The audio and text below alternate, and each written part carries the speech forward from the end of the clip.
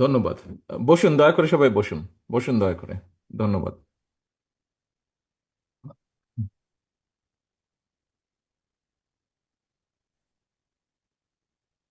বিসমিল্লাহির রহমানির রহিম। আমাদের প্রতিদিনের আলোচনায় সাধারণত পুরা ভাগ জুড়েই থাকে।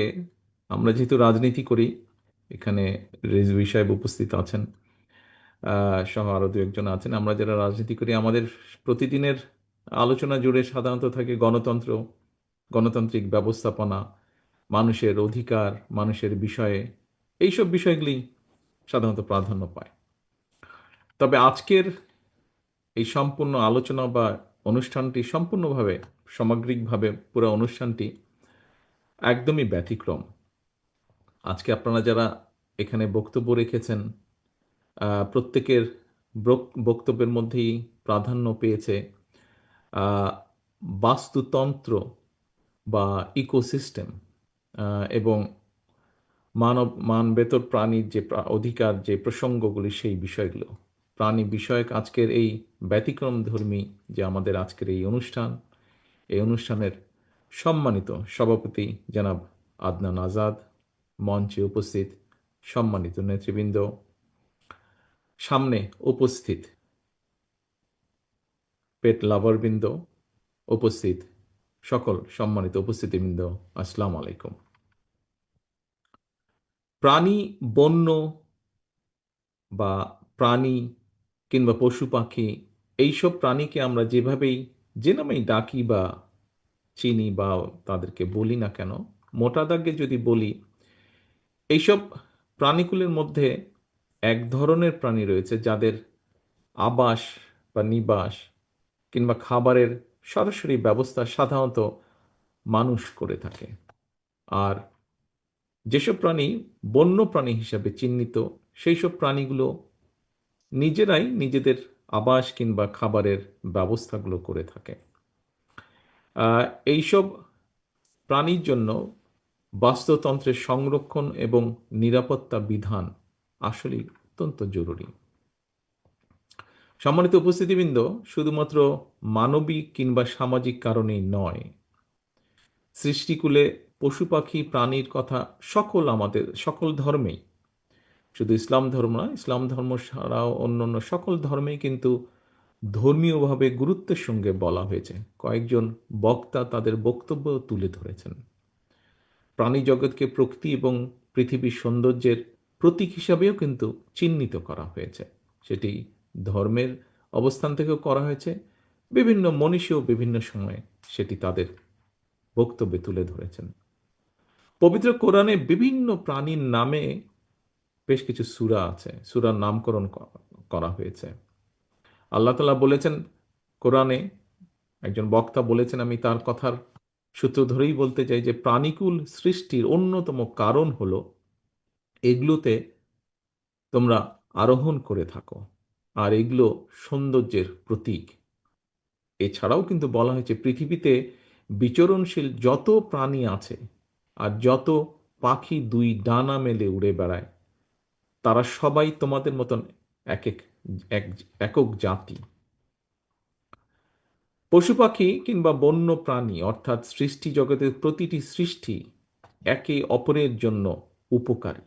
আমাদের বেশ কিছু বক্তা তাদের বক্তব্যে বিভিন্নভাবে কোন প্রাণী কিসের জন্য উপকারী, এমনকি রিজি আহমেদ সাহেব তার বক্তব্যে একটু বলেছেন কিছুক্ষণ আগে, যখন উনি বন্দি দশায় ছিলেন সেই সময়ও, যে বেজি উনি দেখেছেন, বেজিগুলোকে সেখানকার যারা কর্তৃপক্ষ ছিল তারা কেন বেজিগুলোকে কোনো ক্ষতি করে না, সেটির কারণ তারা দিয়েছে। তার মানেই ব্যাপারটা দাঁড়াচ্ছে প্রত্যেকটা, মানে জগতের সৃষ্টি একটার জন্য একটা অপরের উপকারী। মানব সমাজের বিকাশে প্রত্যেকটা পশু পাখি কিংবা বন্য প্রাণীর ভূমিকা যে অনস্বীকার্য, আমরা এতক্ষণ আলোচনায় সেটা শুনেছি সকলের কাছ থেকে। আমরা কম বেশি সবাই জানি, কিংবা কেউ কেউ হয়তো ভুক্তভোগীও। সেটা হলো গত কয়েক বছর ধরে এখানে হয়তো অনেকেই হয়তো আছেন সেটার ভুক্তভোগী, আজকে যারা এখানে সামনে উপস্থিত আছেন। গত কয়েক বছর ধরে বাংলাদেশে কিন্তু এডিস, যে মশাবাহিত যে ডেঙ্গু জ্বর, এটা কিন্তু বেশ মারাত্মক রূপ নিয়েছে কখনো কখনো। প্রাণী সংরক্ষণ নিয়ে আপনারা যারা কাজ করছেন, যারা কম বেশি কাজ করেন, আপনাদের প্রত্যেকেরই ধারণা আছে ব্যাঙ কিন্তু এই এডিস মশার লার্ভাটা খেয়ে থাকে। মশার বিস্তারটা রোধ করতে সাহায্য করে ন্যাচারাল উপায়, প্রাকৃতিক উপায়। সুতরাং এই বিষাক্ত মশার বিস্তার রোধের জন্য বিশেষ করে শহরে নগরে ব্যাঙের জন্য নিরাপদ আবাস আমরা এখানে ফড়িং, জোনাকি পোকা, প্রজাপতির বিভিন্ন বিষয় কেন প্রয়োজন, মৌমাছির কেন প্রয়োজন, সেগুলো যেরকম আজকে শুনেছি, ঠিক একইভাবে আমি যেটি বলছি এটা অনেকেরই আপনাদের কম বেশি ধারণা আছে যে ব্যাঙের জন্য নিরাপদ যে আবাস অর্থাৎ জলাশয়ে থাকা প্রয়োজন, ঠিক একইভাবে যেরকম ফড়িং বা জোনাকির জন্য প্রয়োজন। এভাবেই কিন্তু মানব সমাজের নিরাপত্তার স্বার্থেই কিন্তু প্রত্যেকটা প্রাণীর, প্রতিটা প্রাণের নিরাপত্তায় প্রয়োজনীয় উদ্যোগ গ্রহণ জরুরি আমাদের। মানুষের অধিকার প্রতিষ্ঠার জন্য যেমন গণতন্ত্রের চর্চা বা সুরক্ষার প্রয়োজন, ঠিক একইভাবে কিন্তু প্রাণীর অধিকার নিশ্চিত করার জন্য বাস্তুতন্ত্রের সুরক্ষা প্রয়োজন। সম্মানিত অতিথিবৃন্দ, সম্মানিত আয়োজকবৃন্দ, international union for conservation of nature and natural resource অর্থাৎ আন্তর্জাতিক প্রকৃতি বা প্রাকৃতিক সম্পদ সংরক্ষণ সংঘের একটি সংস্থা আছে। আহ, একজন বক্তা ওনার বক্তব্যে এই বিষয়টা বলে গেছেন।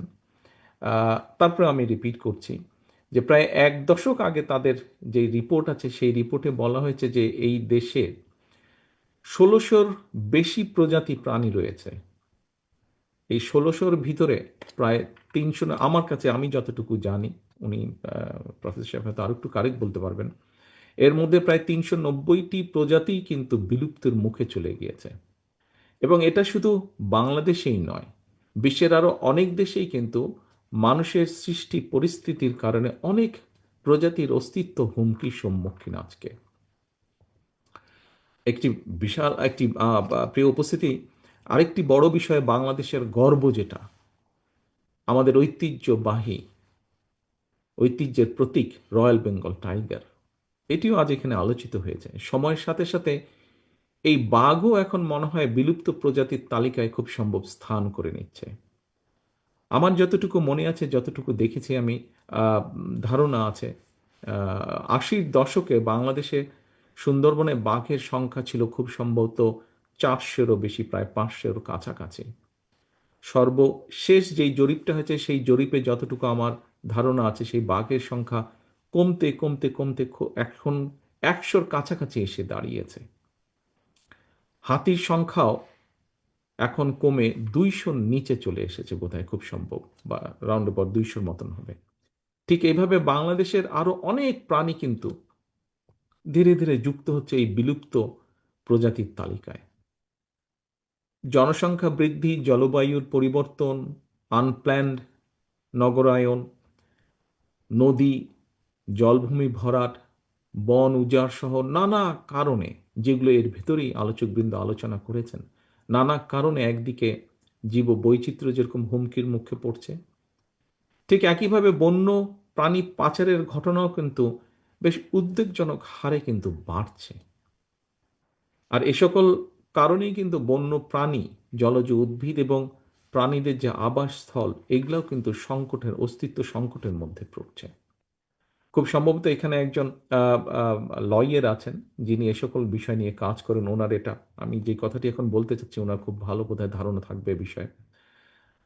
খুব সম্ভবত প্রাণী কল্যাণ আইন 2019, বন্য প্রাণী সংরক্ষণ ও নিরাপত্তা আইন, জীব বৈচিত্র্য রক্ষা আইন, পরিবেশ উন্নয়ন আইন, পরিবেশ সংরক্ষণ আইন, জলবায়ু পরিবর্তন ট্রাস্ট আইন, সংশ্লিষ্ট বিষয়ে দেশের অনেকগুলো আইন রয়েছে।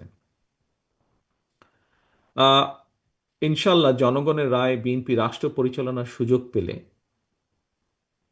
পশু পাখি, বন্য প্রাণী তথা বাস্তুতন্ত্রের নিরাপত্তার জন্য এই আইনগুলোকে আমরা ইনশাল্লাহ সময় উপযোগী করব। এই আইনের অনেকগুলোর প্রয়োজন, পরিবর্ধন প্রয়োজন আছে, সেগুলোকে ইনশাল্লাহ আমরা করব। আমার সাথে কিছুদিন আগে যখন আমি বিষয়টি নিয়ে চিন্তা করেছিলাম, আমি তখন কয়েকজন, তার মধ্যে আজকের সভাপতি আদনান উপস্থিত ছিল। সেদিন আমি প্রথম কয়েকজনের সাথেই আলাপ করেছিলাম যে কি করা যায় এখানে। সেদিন আমি আদনানকে বলেছিলাম যে এই বিষয়গুলোতে আপনারা দয়া করে কাজ করুন এবং আমাদেরকে বলুন যে আমাদের সুযোগ হলে ইনশাল্লাহ আমরা কি কি কাজ করতে পারি। আমি নিশ্চয়ই আমি কোয়াইট শিওর যে নিশ্চয়ই ওনারা আজকে যারা এই বিষয়ে এখানে আছেন, অ্যানিম্যাল ওয়েলফেয়ার যে আমাদের নতুন সংস্থাটি, তার যারা নেতৃবৃন্দ আছেন নিশ্চয়ই এই বিষয়টি নিয়ে তারা কাজ করছেন। সম্মানিত উপস্থিতিবৃন্দ, জীব বৈচিত্র্য রক্ষা, বন্য প্রাণীর নিরাপত্তা বিধানের ক্ষেত্রে আইন যেটি যেটি বোধহয় খুব সম্ভব এটিও আলোচনা হয়ে গিয়েছে, এখানে একজন বক্তা বলেছেন আইন কিংবা বিধি বিধানের চেয়েও কিন্তু আপনার আমার আমাদের সকলের অর্থাৎ প্রত্যেকটা নাগরিকের সচেতনতা অর্থাৎ কনসাসনেসটা আমাদের যেটা কনসার্ন করা, কনসাস করা মানুষকে, এটা কিন্তু সবচেয়ে বেশি জরুরি। আমাদের প্রত্যেকের এই উপলব্ধিটা আসতে হবে, মনের ভেতরে উপলব্ধিটা থাকতে হবে যে জীব বৈচিত্র্য রক্ষা এবং বন্য প্রাণীর নিরাপত্তার সঙ্গে কিন্তু আমরা যারা মানুষ, মানব সমাজ, আমাদের নিরাপত্তাও কিন্তু জড়িত, আমাদের অনেক বিষয় জড়িত। সম্মানিত সুধীবৃন্দ, বিভিন্ন দল, ভিন্ন মত কিংবা অবৈধভাবে লোভ লালসার আশায় যেখানে মানুষের প্রতি মমত্ববোধের একটা অভাব প্রকট হয়ে উঠছে, সেখানে পশু পাখি কিংবা বন্য প্রাণীর প্রতি মমত্ববোধের কথা হয়তো অনাহত ভাবার মতন মনে হতে পারে যে যেখানে মানুষেরই বিষয় সেখানে হঠাৎ করে পশু পাখি নেই। তবে এটাও কিন্তু সত্যি, পশু পাখি কুকুর বিড়াল হাতি কিংবা বাঘ অর্থাৎ প্রাণীর প্রতি মানুষের হৃদয় অনুভবের স্থান তৈরি যদি না হয়, শুধু আইন করে প্রাণীর আহার আবাস নিবাস নিশ্চিত করা, যা আজকে নিশ্চিত করার জন্য আমরা কিছু সংখ্যক মানুষ এখানে একত্রিত হয়েছে, যে বিষয়গুলো নিয়ে আমরা কনসার্ন এক্সপ্রেস করছি, আমরা যদি এই কনসাসনেসটা মানুষের মধ্যে যে অনুভূতিটা যদি আমরা তৈরি করতে না পারি, তাহলে শুধু এই প্রাণীর আইন করে প্রাণীর আহার নিবাস তাদের নিরাপত্তা নিশ্চিত, এই সবগুলো বিষয় কিন্তু অত্যন্ত কঠিন হবে। উপস্থিতিবৃন্দ, প্রাণীর নিরাপত্তা, অধিকার রক্ষা, মানব সভ্যতার উৎকর্ষতা এবং বিকাশের পর্যায় নির্ণয়ের ক্ষেত্রে প্রাণীর নিরাপত্তা এবং অধিকার রক্ষার বিষয়টি নির্ণায়ক ভূমিকা পালন করতে পারে। আমি মনে করি প্রাণী অধিকারের যে বিষয়টি শুধুমাত্র প্রাণীদের প্রতি মানবিক দায়িত্বই নয়, বরং জীব বৈচিত্র্যের সংরক্ষণ, বাস্তুতান্ত্রিক ভারসাম্য রক্ষা এবং মানব জাতির নিজেদের সুস্থ এবং টেকসই ভবিষ্যৎ নিশ্চিত করাও কিন্তু অত্যাবশ্যক। মানুষ যখন প্রাণীদের প্রতি সহানুভূতিশীল হয়, প্রাণীদের নিরাপদ আবাসস্থল নিশ্চিত করে, তখন এটা মানব সমাজের পরিপক্কতা এবং উন্নত নৈতিকতারই কিন্তু প্রতিফলন ঘটায়। সুতরাং মানুষ তার নিজের প্রয়োজনেই প্রাণীদের বাঁচিয়ে রাখা দরকার, প্রাণীদের আবাস অক্ষত রাখা দরকার। সম্মানিত সুধীবৃন্দ, আমরা যখন প্রাণীর নিরাপত্তা নিয়ে কথা বলছি, আমার ধারণা এই মুহূর্তে আমাদের হয়তো অনেকেরই মনে একটা চিন্তা হয়তো আসতে পারে, সেটা রাষ্ট্র যখন কখনো কখনো খোদ মানুষের নিরাপত্তা নিশ্চিত করতে ব্যর্থ হয়, তখন আমরা প্রাণীর নিরাপত্তা নিয়ে আলাপ করছি।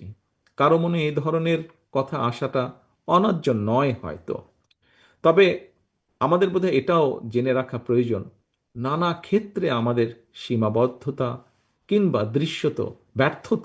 কিংবা ব্যর্থতা দৃশ্যমান থাকলেও সকল শুভ উদ্যোগকে আমাদের প্রতিদিনের চর্চায় এবং আলোচনায় রাখা দরকার। আমি মনে করি ব্যক্তিগতভাবে আমি মনে করি আমি মনে করি গণতন্ত্রের সঙ্গে মানুষের অধিকারের সম্পর্কটা যেমন, বাস্তুতন্ত্রের সঙ্গে পশু পাখি এবং বন্য প্রাণীর অধিকারের সম্পর্কটা তেমন। সুতরাং রাষ্ট্র রাজনীতিতে গণতন্ত্র এবং শুদ্ধাচার প্রতিষ্ঠিত থাকলে বাস্তবিকভাবেই বাস্তুতন্ত্র নিরাপদ থাকে। সম্মানিত উপস্থিতিবৃন্দ, আমার মনে হয় ১.৫ দশকেরও বেশি সময় ধরে একজন মানুষ, একজন নাগরিক হিসাবে সকল গণতান্ত্রিক রাজনৈতিক অধিকার হারানোর কারণে আমাদের অনেকের মনে হয়তো এক ধরনের অসহিষ্ণুতার জন্ম নিয়েছে।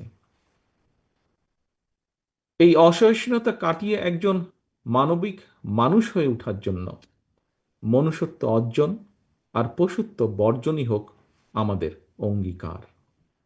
আমি বিশ্বাস করি আমি বিশ্বাস করি মানুষ হিসাবে আমরা রাষ্ট্র এবং সমাজে নিজেদের অধিকার নিশ্চিত করতে পারলে অন্য সকল প্রাণীর অধিকার সংরক্ষণের ব্যাপারেও আমরা আরও সতর্ক এবং যত্নবান থাকব।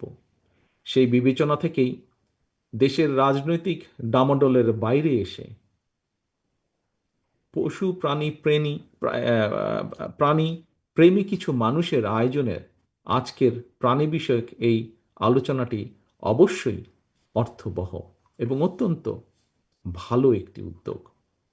দেশের প্রাণীর নিরাপত্তা এবং অধিকার সংরক্ষণের স্বার্থে বাংলাদেশ অ্যানিম্যাল ওয়েলফেয়ার অ্যাসোসিয়েশন গঠন করে সুসংগঠিতভাবে আরও কার্যকর ভূমিকা রাখার ক্ষেত্রে আপনাদের এই চলমান উদ্যোগকে আমি আন্তরিকভাবে সাধুবাদ জানাই এবং আপনাদের আন্তরিক সাফল্য কামনা করি। একই সাথে এখানে আজকের এই অনুষ্ঠানটিকে এবং এই সংগঠনটিকে তৈরি করার জন্য এই সংগঠনের এখানে আলোচনার এসছে, রুমনের বক্তব্যে উঠে এসছে যে কিছু মানুষ একত্রিত হয়ে আপনারা একটি হসপিটাল তৈরির উদ্যোগ গ্রহণ করেছেন। আমি তাদেরকে আন্তরিকভাবে সাধুবাদ এবং ধন্যবাদ জানাই। আমি এখানে ধন্যবাদ জানাতে চাই জাহিদ। জাহিদ আমার এলাকার ছেলে, সেই জন্য আমি ওকে আলাদাভাবে চিনি একটু।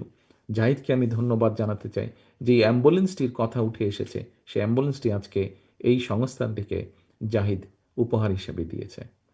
আপনারা এভাবে যারা আপনারা ছোট ছোট করে অথবা যার যে অবস্থান থেকে আপনারা সহযোগিতা করেছেন এই সংস্থার অগ্রযাত্রা শুরু করার জন্য প্রত্যেককে আন্তরিকভাবে ধন্যবাদ জানাই। পরিশেষে আয়োজকবৃন্দকে আবারও ধন্যবাদ জানাই। এই যাত্রায় আমাদের স্লোগান হোক, প্রাণ বাঁচাও, প্রাণী বাঁচাও। দেশ হোক সকল প্রাণের নিরাপদ আশ্রয়স্থল। এই প্রত্যাশা রেখে আজকের বক্তব্য শেষ করছি। আসসালামু আলাইকুম।